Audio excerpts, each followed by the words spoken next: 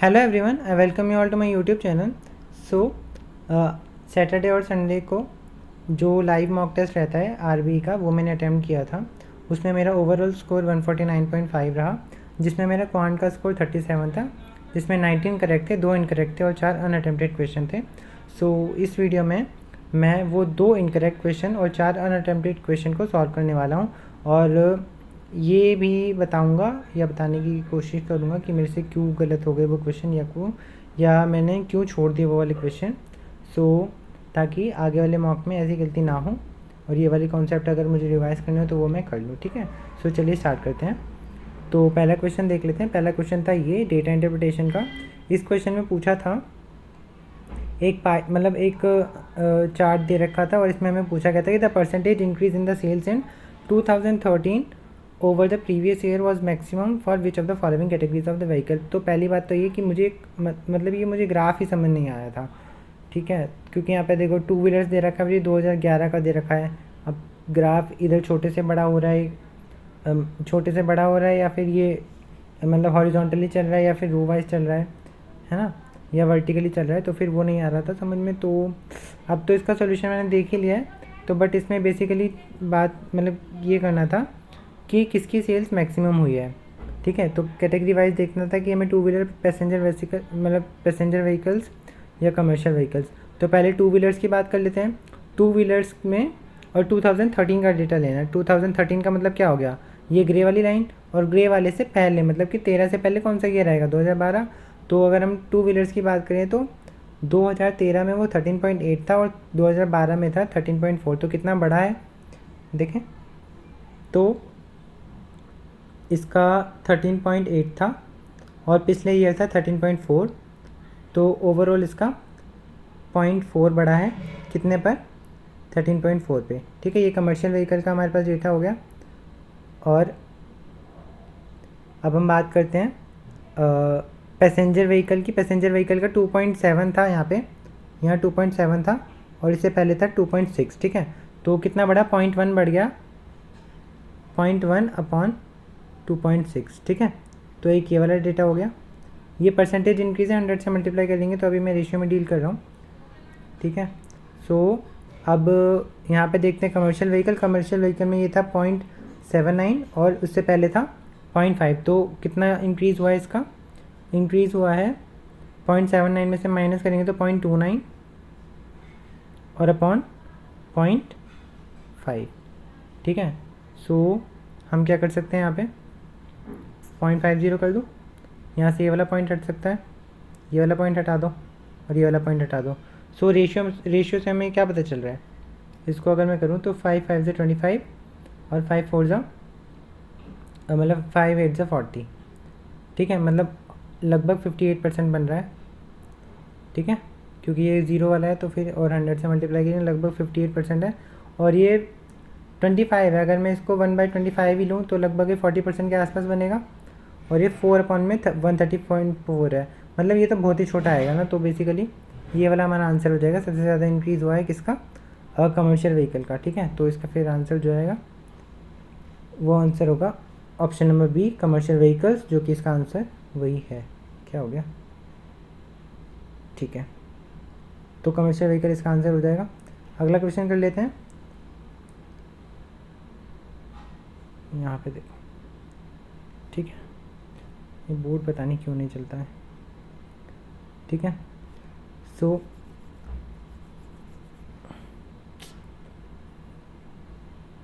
ठीक है, ये वाला क्वेश्चन कह रहा है कि इसकी हमें वैल्यू निकालनी है। सो मैंने इसे ट्राई भी किया था, मतलब उस समय मुझे ये वाली इक्वेशन सॉल्व नहीं हुई थी, है ना, ये वाली इक्वेशन सॉल्व नहीं हुई थी। तो फिर अब देखते हैं इसको कैसे सॉल्व करेंगे। देखो यहाँ पे एक्स स्क्वायर है, प्लस में 2x और +1। ठीक है, ये एक साइड ले जाएंगे और यहाँ पे आएगा 4y का स्क्वायर इक्वल्स टू 0 कर दो। ये x प्लस 1 का होल स्क्वायर है और ये 4y मतलब 2y का होल स्क्वायर है। ठीक है, दो एक्सप्रेशन का सम 0 है, मतलब वो दोनों इंडिविजुअली भी 0 होंगी। अगर इंडिविजुअली दोनों को 0 करते हैं तो यहाँ पे x बराबर आएगा -1। ठीक है, और इसको 0 करेंगे तो y बराबर आ जाएगा 0। तो बस हमें एक्स की वैल्यू मिल गई, वाई की वैल्यू मिल गई, तो फिर हमें यहाँ पुट करनी थी। क्योंकि पावर ऑड है तो एक्स की वैल्यू तो -1 ही हो जाएगी और इसकी वैल्यू हो जाएगी 0, तो -1 + 0 बराबर -1, तो वही इसका आंसर हो जाएगा। ठीक है, अगला क्वेश्चन करते हैं। अगला क्वेश्चन, ये वाला क्वेश्चन भी इजी ही था, बट उस टाइम क्या हुआ, ये मेरे से सॉल्व क्या नहीं हुआ मैं बताता हूँ। क्योंकि देखो यहाँ पे वॉल्यूम दे रखा है, रेक्टेंगुलर ब्लॉक का जो वॉल्यूम है वो दे रखा है 25920 और उसका जो डायमेंशन है वो रेशियो में दे रखा है। तो ऑब्वियसली इनकी जो डायमेंशन को 6x, 5x और 4x ये इसका वॉल्यूम हो जाएगा, जिसको हमें इक्वेट करना था 25920 से। ठीक है, यहाँ पे मैंने बहुत बार ट्राई किया था, मैं पता नहीं यहाँ पर ही कुछ कैलकुलेशन मिस्टेक कर रहा था, तो मेरी x की वैल्यू कुछ फ्रैक्शन में आ रही थी जो कि परफेक्ट क्यूब नहीं बन रहा था। सो इसलिए मेरा ये क्वेश्चन नहीं हुआ। वरना अब इसको हम क्या कर सकते हैं, एक्स क्यूब की वैल्यू निकालेंगे कैसे, 25920 अपॉन में 6, 5 और 4 से मल्टीप्लाई करेंगे। पहले मैं 5 से मल्टीप्लाई कर देता हूँ, मतलब 5 से डिवाइड कर देते हैं। ये 5 से 25 हो जाएगा, 5 1 5 और यहाँ पे कितना हो जाएगा 5 5 8 40, 5 4 20। अब यहाँ पे क्या है 6 है और 4 है, तो मैं क्या करूँ इसको 4 से डिवाइड कर दूँ। 4 1 4 और 4 2 8 और 38 बचा, 4 9 36, 4 6 24। ठीक है, और अपन में 6। अब इसको और सॉल्व कर लेते हैं। 6 2 12, 6 1 6 और 6 6 36। तो एक्स क्यूब की वैल्यू हो जाएगी हमारी 216, जो कि परफेक्ट क्यूब है किसका, 6 का। तो हमारे पास 6 आ गई, तो हमें डायमेंशन मिल गई। अब हमें पूछ रहा है कि 2 पैसा पर 100 मीटर स्क्वायर है, तो हमें टोटल मतलब टोटल क्या निकालना है इसमें, टोटल सरफेस एरिया निकालना है। टोटल सरफेस एरिया के ऊपर क्या होता है, वो होता है 2 LB BH और HL। तो यहीं पे निकाल लेते हैं। 2 इंटू LB मतलब 6 5 30, बाद में x से मल्टीप्लाई कर देंगे, मतलब एक्स स्क्वायर से मल्टीप्लाई करना पड़ेगा बाद में, है ना। फिर 5 4 20, ठीक है, और फिर 6 4 24 और बाद में इसको मल्टीप्लाई करेंगे किससे, हमारी x की वैल्यू आई थी 6, तो 6 का स्क्वायर कितना 36।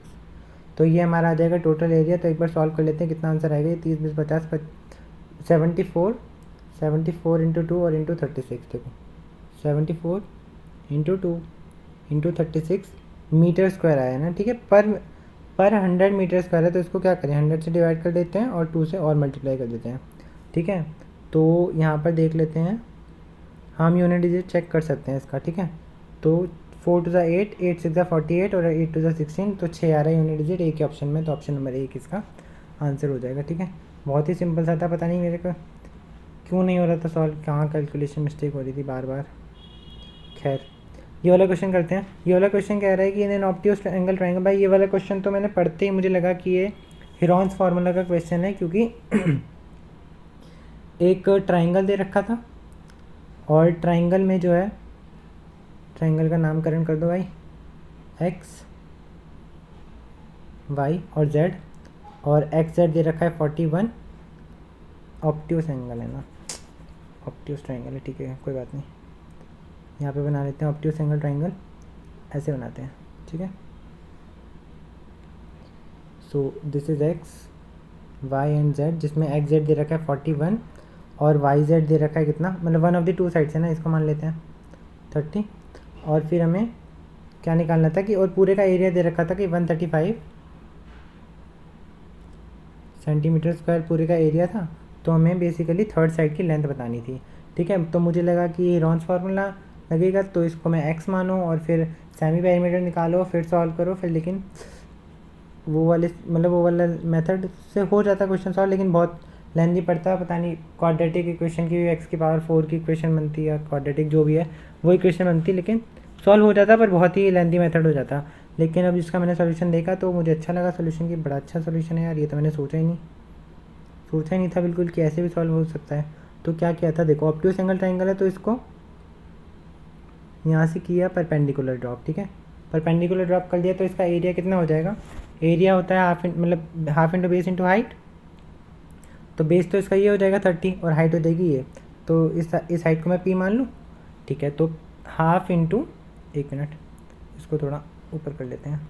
ठीक है, तो जो एरिया हो जाएगा वो हो जाएगा हाफ इंटू बेस यानी 30 और इंटू में हाइट p, जो कि किसके बराबर है 135 के। सो यहाँ से अगर हम सॉल्व करेंगे 15 और फिर 15 9 सा 135, ठीक है। तो p की वैल्यू हो जाएगी 9, तो यहाँ पे मैं मिटा करके 9 लिख लेता हूँ, ठीक है। चल भाई, ठीक है, तो यहाँ पर जो है 9 लिख लेते हैं, ठीक है। एक्स वाई मतलब ये वाली हमारे पास जो लेंथ है वो परपेंडिकुलर आ गई 9, और हमें अब ये वाली लेंथ चाहिए, ठीक है। तो इसको नाम दे देते हैं एम वाई की लेंथ चाहिए इसको। अब हम क्या कर सकते हैं, देखो 9, 41 और 40, मतलब कि ये क्या बन रहा है, एक परपेंडिकुलर मतलब राइट एंगल ट्राइंगल बन रहा है, तो फिर एक ट्रिपलेट है 9, 40, 41 का। सो ये वाली लेंथ हमारी हो जाएगी 40। अब क्योंकि ये 40 हो जाएगी तो ये वाली बची हुई लेंथ हो जाएगी हमारी 10। अब क्योंकि ये 10 हो गई और हमें एक्स वाई मतलब थर्ड साइड निकालनी है, तो इस वाले ट्रायंगल में हम पाइथागोरस थ्योरम लगाएंगे। तो 9 का स्क्वायर 81 और 10 का स्क्वायर 100, तो 181 का अंडर रूट, तो अंडर रूट 181 आ जाएगा इसका आंसर, ठीक है। सो ये बहुत ही मुझे अच्छा मेथड लगा, और आगे आने वाले क्वेश्चनों में मैं ये याद रखूँगा मेथड, ठीक है। अगला क्वेश्चन कर लेते हैं। इसका मुझे फॉर्मूला याद नहीं आ रहा था क्वेश्चन का, ये क्वेश्चन मतलब था नहीं कुछ भी, क्योंकि अगर हम जैसे HCF निकालने किसका, a की पावर m का, इसके स्लोप थोड़ा बढ़ाओ, a की पावर m -1, ठीक है, a की पावर m -1 और a की पावर n -1 का अगर हमें LCM निकालना होता है, या नहीं सॉरी HCF निकालना होता है, तो इसका फॉर्मूला होता है a की power HCF of m, n और -1, ये इसका होता है HCF, ये होता है डायरेक्ट फार्मूला, ठीक है। सो यहाँ पे हम करते हैं। अब क्योंकि यहाँ पे -1 वाली फॉर्म है नहीं तो बना सकते हैं, तो यहाँ पे 3 का स्क्वायर मैं कॉमन ले लेता हूँ। 3 का स्क्वायर यदि मैं कॉमन ले लूँगा तो यहाँ पे बचेगा 3 की पावर 27 और -1, ठीक है, और यहाँ बचेगा 3 का स्क्वायर 3 की पावर 36 और -1, ठीक है, ये वाला हो गया। अब क्योंकि हमें इसका HCF निकालना है, देखो 3 का स्क्वायर तो कॉमन आ ही रहा है, तो 3 का स्क्वायर यहाँ पे HCF में भी कॉमन आ जाएगा, ठीक है। यहाँ पे देखो 3 का स्क्वायर जो है HCF में भी कॉमन आ जाएगा। अब ये वाला ये सेम फॉर्मूला लगा देंगे, तो 3 की पावर HCF ऑफ 27 और 36, 27 और 36 का HCF कितना आएगा 9, और माइनस कर देंगे 1, ये हो जाएगा। अब इसको मल्टीप्लाई कर दो वापस अंदर, तो 3 की पावर हो जाएगा 11 माइनस 3 का स्क्वायर होता है 9, तो 3 की पावर 11 माइनस 9, ये हो जाएगा इसका HCF, जो कि आंसर था, ठीक है। अगला क्वेश्चन कर लेते हैं। अगले क्वेश्चन में कहाँ मिस्टेक हो गई, हाँ ये वाला क्वेश्चन में हमें निकालना था LCM इन नंबरों का 5, 12.5 और 0.05 का, ठीक है। इसका HCF हमें निकालना था, तो कहाँ मिस्टेक हो रही थी, मैंने इसको ऐसे किया था, नीचे इसको 0 लगा दिया और यहाँ पे नीचे 100 आ जाएगा, ठीक है। और जब फ्रैक्शन का LCM निकालना होता है तो LCM ऑफ अबव मतलब न्यूमरेटर और HCF ऑफ डिनोमिनेटर करना पड़ता है, मैंने कर दिया। ऊपर का LCM क्या लिया, ऊपर का LCM आएगा 125 और नीचे का HCF आएगा 1, सो उस हिसाब से मैंने 125 लगा दिया था, ठीक है। लेकिन उस केस में जब ये वाला फॉर्मूला लगाते हैं तो उस केस में इनका जो है हमें सिंपलेस्ट रेशियो लेना पड़ता है। सिंपलेस्ट रेशियो लेंगे तो फिर हमारा यहाँ पर बनेगा 5/1, ये तो सही था, सिंपलेस्ट में था। और यहाँ पे करेंगे तो 25 ज़ा और यहाँ पे आ जाएगा 2 और यहाँ पे बचेगा 1/20, ठीक है। This is the simplest ratio. तो अब लेंगे ऊपर का LCM लेंगे तो आ जाएगा 25, नीचे का HCF लेंगे तो 1 आएगा, तो देयरफॉर इसका आंसर हो जाएगा 25। समझे? अरे मैं समझा, आप समझ में आया, ठीक है। तो ये वाली मिस्टेक हो सकती थी आगे आने वाले टेस्ट में, जो कि अब हम ध्यान रखेंगे ऐसी मिस्टेक ना हो, ठीक है। अगला क्वेश्चन कर लेते हैं।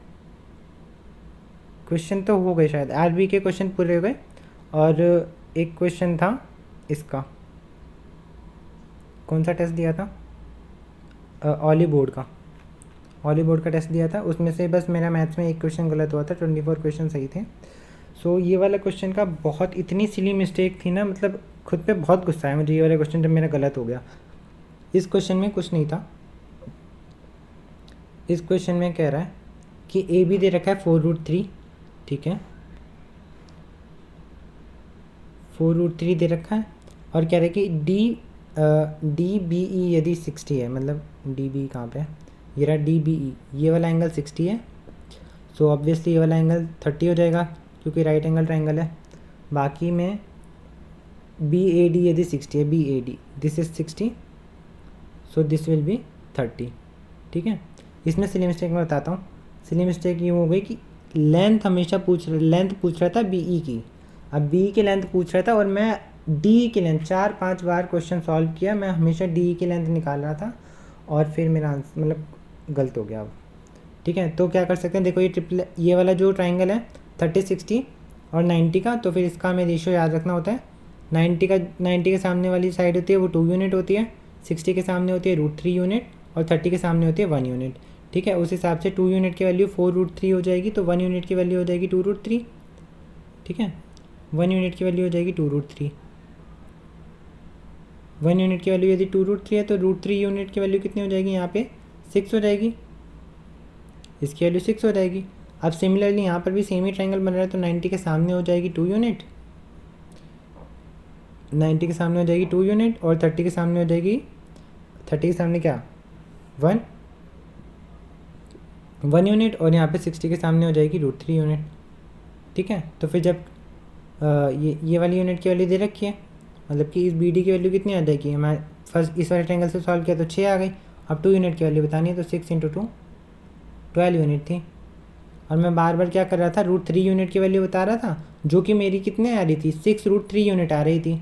अब 6 √3 यूनिट आ रही थी, कोई ऑप्शन मैच ही नहीं कर रहा था, कोई ऑप्शन मैच नहीं कर रहा था, तो मैंने क्या किया, तो फिर मैंने क्या किया, मुझे लगा कि √3 होगा, तो मैं कहीं √3 मिस कर रहा हूँगा रेशियो में, तो 6 3 सा 18 करके, इसलिए मैंने ऑप्शन 18 लगा दिया था, जो कि मेरा गलत हो चुका है क्योंकि मैं गलत ही क्वेश्चन ही गलत पढ़ रहा था, ठीक है।